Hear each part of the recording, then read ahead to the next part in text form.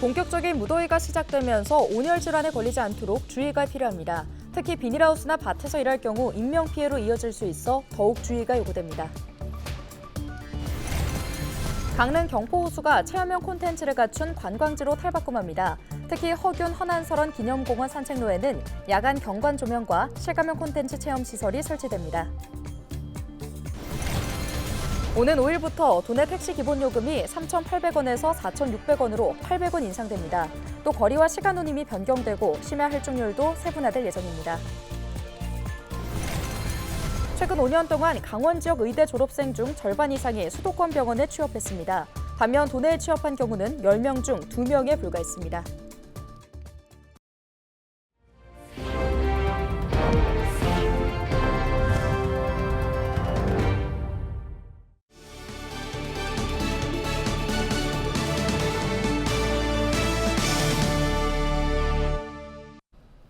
여러분 안녕하십니까? 헬로티비 뉴스입니다. 장마가 끝나고 본격적인 무더위가 찾아왔습니다. 전국 곳곳에는 폭염경보가 이어지고 있는데요. 밖에서 일할 수밖에 없는 농민이나 노동자들은 걱정이 앞섭니다. 자칫 인명피해로까지 이어질 수 있는 만큼 열사병이나 탈진 같은 온열 질환에 각별히 주의하셔야겠습니다. 전소연 기자입니다. 춘천시 산홍동의 한 비닐하우스입니다. 토마토 줄기를 유도하는 끈 설치 작업이 한창입니다. 30도가 넘는 무더위가 계속되면서 비닐하우스 내부는 찜질방이 따로 없습니다. 오전 11시인데 비닐하우스 안 온도는 50도에 육박합니다. 지금 비닐하우스 안에 들어온 지 5분이 채 지나지 않았는데요. 땀이 비 오듯 흐르고 있습니다. 온도를 낮추기 위해 비닐하우스 옆면을 전부 열어두었지만 열기가 가시질 않습니다.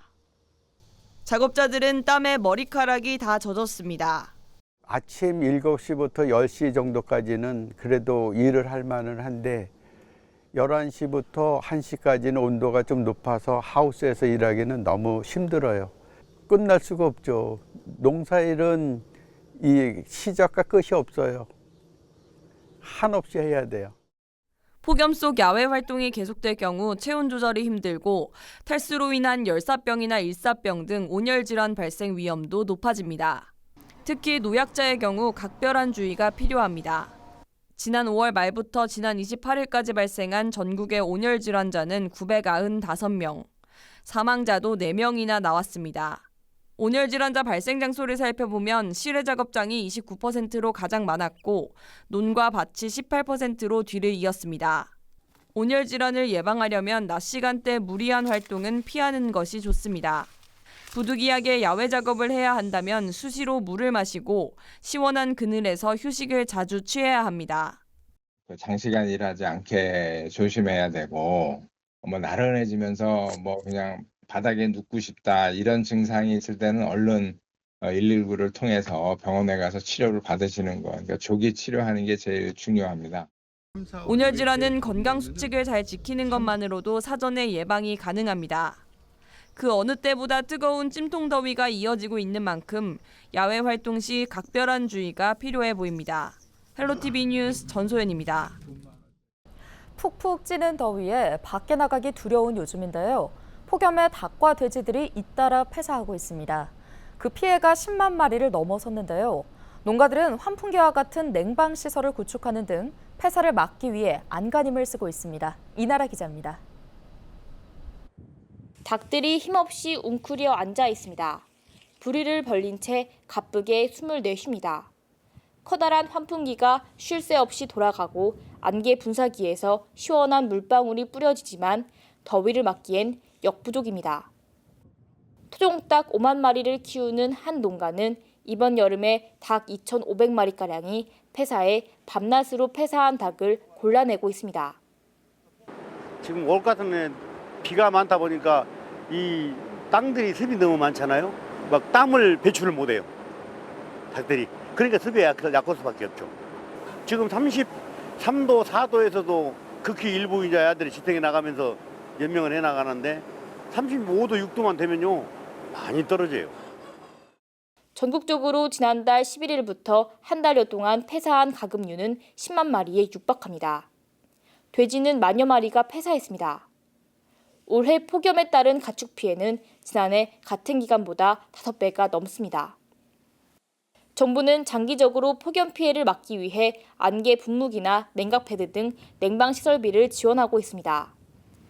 또 축산재해 대응반을 구성해 폭염 피해 상황을 확인하고 축산 현장 기술지원단이 폭염 취약지에 방문해 지속적으로 컨설팅하고 있다고 밝혔습니다. 돼지 살구 농가는 냉방 시설을 구축하면 확실히 효과가 있지만 시설 투자비와 전기세와 같은 생산비 인상으로 어려움을 겪고 있다는 입장. 저희들 그 온도를 좀 낮출 수 있게끔 쿨링 시스템이라든지 안개 분무 시스템 같은 걸 좀 설치하면 이렇게 폐사가 보통 때 뭐 봄, 여름하고 아무 그 차이가 없을 정도로 적게 나고 있습니다. 보조 사업액이 너무 적으니까 보조 사업이 좀 넓혀졌으면 좋겠고, 그다음에 사료값도 오르고 여러 가지 이제 생산비 자체가 오르가니까. 매년 더 후덥지근해지는 여름. 가축과 축산 농가들의 여름은 생존을 건 사투가 되었습니다. 헬로티비 뉴스 이나라입니다. 오는 5일부터 도내 택시 기본요금이 3,800원에서 4,600원으로 800원 인상합니다. 또 거리 운임은 기존 133m당 100원에서 131m당 100원으로, 시간 운임은 33초에서 31초당 100원으로 변경됩니다. 심야 할증률은 기존 자정에서 새벽 4시까지 20%였지만 23시에서 자정까지 20%, 자정에서 새벽 2시까지 30%, 새벽 2시에서 4시까지 20%로 세분화됩니다. 최근 5년간 강원 지역 의대 졸업생 중 절반 이상이 수도권 병원에 취업한 것으로 나타났습니다. 더불어민주당 백승하 의원이 교육부로부터 제출받은 자료에 따르면 2018년부터 2022년까지 도내 의대 졸업자 1,132명 가운데 665명이 지역을 떠나 수도권에서 일자리를 얻은 것으로 조사됐습니다. 반면 도내에 취업한 경우는 10명 중 2명에 불과했습니다. 국가지정문화재 명승인 강릉 경포호수가 체류형 관광지로 탈바꿈합니다. 특히 경포호수에서 허균 헌안설원 기념공원 사이에 야간 경관 조명과 실감형 콘텐츠 체험시설이 설치되는데요. 강릉의 새로운 볼거리가 될 것으로 기대됩니다. 보도에 최성식 기자입니다. 한글 소설 홍길동전의 저자로 잘 알려진 강릉 출신 허균과 여류 시인 헌안설원을 기리기 위해 조성된 기념공원. 울창한 소나무 숲 가운데 생가터가 자리하고 있고 기념관, 전통차 체험관 등이 들어서 있습니다. 솔숲 사이로는 산책로가 나 있어 시민뿐 아니라 관광객들의 발길이 이어지고 있습니다. 네, 여기 강릉에 솔직히 바다가 유명해서 바다만 기대하고 왔는데 이런 좋은 숲길이 있는지 처음 와서 알았어요. 지금 무더운 여름인데도 시원한 청량감이 있고요. 상쾌한 것 같아요. 숲길을 지나면 강릉을 대표하는 관광지 경포호수가 펼쳐집니다. 경포호수는 관동 8경의 하나인 경포대와 함께 지난 2013년 국가지정문화재인 명승제 108호로 지정됐습니다. 강릉시가 이런 경포호수를 체류형 관광지로 탈바꿈시키겠다고 나섰습니다. 이른바 경포 환상의 호수 조성 사업입니다. 경포호수 광장에서 허균 헌안설원 기념공원까지 산책로를 새롭게 리모델링하고 야간 경관 조명과 문화 콘텐츠를 조성해 체류형 관광지로 만드는 내용입니다. 이곳 허균 헌안설원 기념공원 야외 무대에는 경포호수의 자연 경관을 담은 실감형 콘텐츠 체험시설이 들어설 예정입니다. 천혜의 자연과 문화자원에 4차 산업기술을 융합해 특색 있는 관광지로 꾸민다는 겁니다. 특히 경포호수의 수질을 개선하기 위한 환경 개선 사업은 분수 형태로 추진돼 새로운 볼거리가 될 것으로 기대됩니다. 저희가 추진하고 있는 그 경포 호수의 그 수질 개선 사업과 그 달빛 아트쇼, 그거와 연계된 이제 경포 환상의 호수를 통해서 밤에 즐길 수 있는 그런 거리를 만들어서 각 숙박이나 이런 체류형 관광지를 조성할 수 있는 일환으로. 강릉시는 내년 상반기 시설 설치와 콘텐츠 제작을 완료한 뒤 하반기 시범 운영에 들어간다는 계획입니다. 이와 함께 호수 위에 경포를 상징하는 달 형태의 조형물과 미디어 아트가 결합한 이른바 경포 달빛 아트쇼 등 신규 사업도 올해 하반기부터 추진하기로 했습니다. 헬로티비 뉴스 최성식입니다.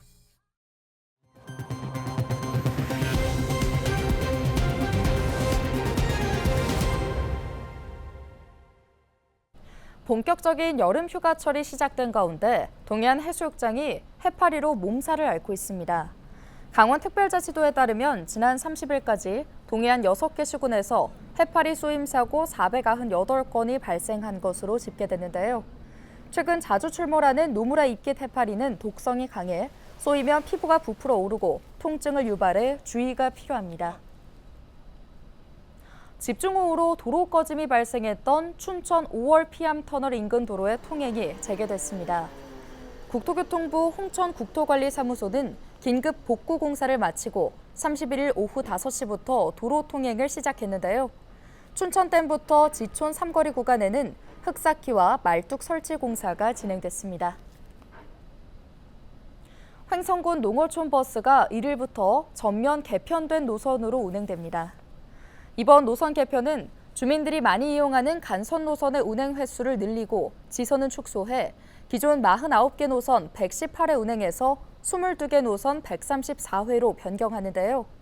운행이 축소되는 공근과 강림면에는 희망버스 2대를 증차 투입하고 희망택시 운행 지역도 18개 지역으로 확대합니다. 특히 일부 노선이 폐지되는 우천면과 청일면 11개 지역에는 100원 택시를 신규 운행하는 등 대체 교통수단을 제공할 예정입니다. 평창군이 국비 공모 사업으로 건립한 대관령 농협 농산물 산지유통센터 준공식이 개최됐습니다.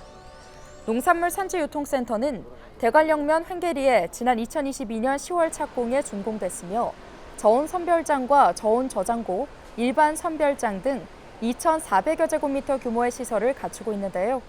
유통센터가 본격적으로 운영되면 대관령 지역에서 생산되는 농산물을 신선하게 소비자에게 공급하며 지역 농가 소득 증대에도 크게 기여할 것으로 기대되고 있습니다. 31일 양양국제공항 2층 대합실에서 국제선 전세기 운항 재개와 국내선 전기노선 취향을 염원하는 캠페인이 펼쳐졌습니다. 양양국제공항은 지난해 거점 항공사인 플라이강원이 기업 회생을 신청하면서 운항을 중단했지만 올해 국제선 전세기 39편이 운항했습니다. 이어 이달부터 중국 창사와 몽골 울란바토르 노선이 운영됩니다. 특히 플라이강원을 인수한 위닉스가 올해 안에 양양 제주 노선 운항을 추진하고 있어 관심이 모아지고 있습니다. 삼척시가 8월 30일까지 3천 원당 영구 임대아파트 예비 입주자를 모집합니다. 신청 대상은 세대 구성원 모두 무주택자로 영구 임대주택의 소득과 자산 요건을 충족해야 하고 전용 면적 30.48제곱미터로 예비 입주자 100가구를 모집하는데요. 신청은 모집 기간 내에 거주지 관할 행정복지센터에 방문 신청만 가능합니다. 강원랜드의 새로운 명소가 될 하이원 구름 아래 동물농장이 31일 개장했습니다. 하이원 구름 아래 동물농장은 해발 1340m 하이원탑 슬로프 주변의 탄광마을을 컨셉으로 조성됐으며 50여 마리의 동물들의 모습을 볼 수 있는데요. 동물농장은 하이원 스키장 오픈 전인 10월 말까지 매일 오전 10시부터 오후 5시까지 운영됩니다. 강원 혁신도시에 본부를 두고 있는 한국도로교통공단이 K한국도로교통공단으로 명칭을 변경하고 제막식을 가졌습니다. 공단은 최근 사업과 기관 운영 사항 등이 담긴 한국도로교통공단법 제정 시행으로 독자적인 설립법에 근거한 법률적 지위를 얻게 됐는데요. 변경된 기관 상징의 머리 글자인 K는 여러 방향으로 향하는 도로를 표현해 도로를 통해 연결성과 이동의 중요성을 나타내고 있습니다. 춘천소방서가 건축물 붕괴에 대비한 특별 구조 훈련을 실시했습니다. 이번 훈련은 지진 등으로 인해 건물이 붕괴되는 상황을 가정해 실시됐는데요.